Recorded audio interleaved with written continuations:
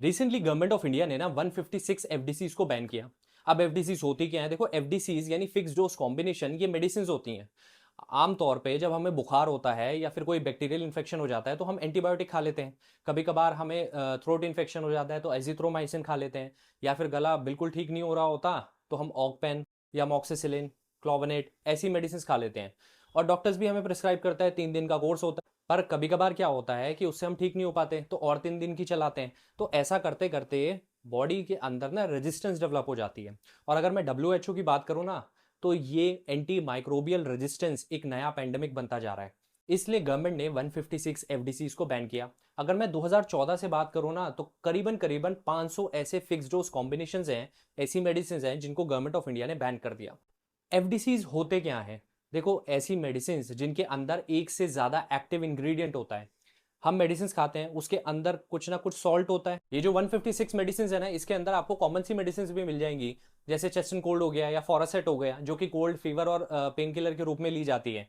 तो ऐसी मेडिसिन जो हम आमतौर पे यूज करने लग गए हैं, जो कि ओवर द काउंटर मिल जाती है, उसके लिए कोई प्रिस्क्रिप्शन की जरूरत नहीं होती, तो ये हमारी बॉडी के लिए काफी ज्यादा हार्मफुल होती जा रही थी। अब मैंने आपसे कहा कि गवर्नमेंट ने तो बैन कर दिया, बट आप मुझसे ये पूछोगे कि अगर हमें मल्टीपल मेडिसिन की जगह एक ही मेडिसिन खानी पड़ रही है तो ये तो अच्छी बात है।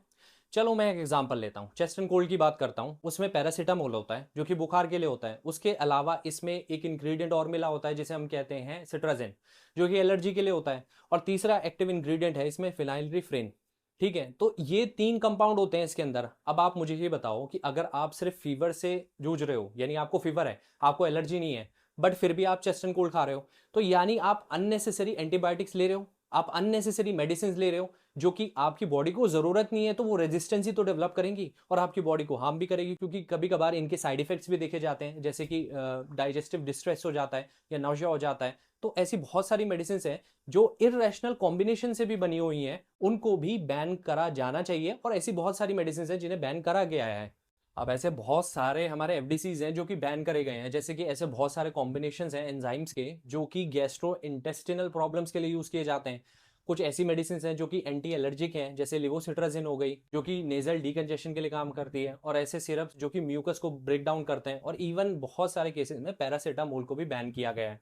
और ऐसे ऐसे कॉम्बिनेशंस जो कि स्किन कंडीशंस के लिए यूज किए जाते हैं, जैसे कि हमारा मेंथॉल हो गया एलोवेरा के साथ, और एलोवेरा विटामिन ई के साथ जो कि मेडिकेटेड सोप में मिलता है, और सिल्वर सल्फा डायजीन जो कि बर्न्स के लिए यूज किया जाता है, मतलब जल जाता है उस पर हम यूज करते हैं। और कुछ ऐसे एंटीसेप्टिक एजेंट, एलो एक्सट्रैक्ट हो गया, विटामिन हो गए, और कैलामाइन लोशन हो गया।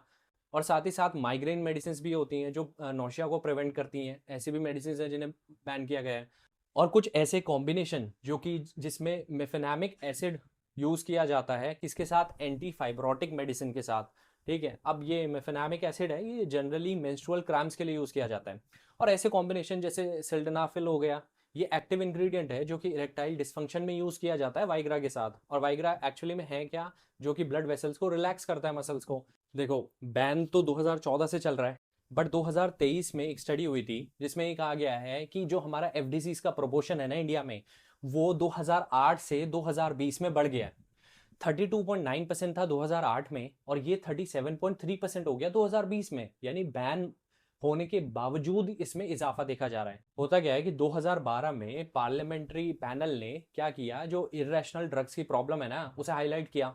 तो गवर्नमेंट क्या करती है, 2014 में 3450 यानी करीबन 3500 एफडीसीज को मैन्युफैक्चरिंग के लिए जो अप्रूव हो रखी हैं, उनको एग्जामिन करने के लिए कहती है। जिसमें से यानी 3450 में से 963 ड्रग्स ऐसी निकली जो कि इरेशनल कॉम्बिनेशन से बनी हुई थी, तो उनको भी बैन करना है। और ऐसी बहुत सारी मेडिसिन है जिन्हें हमें बैन करना पड़ेगा।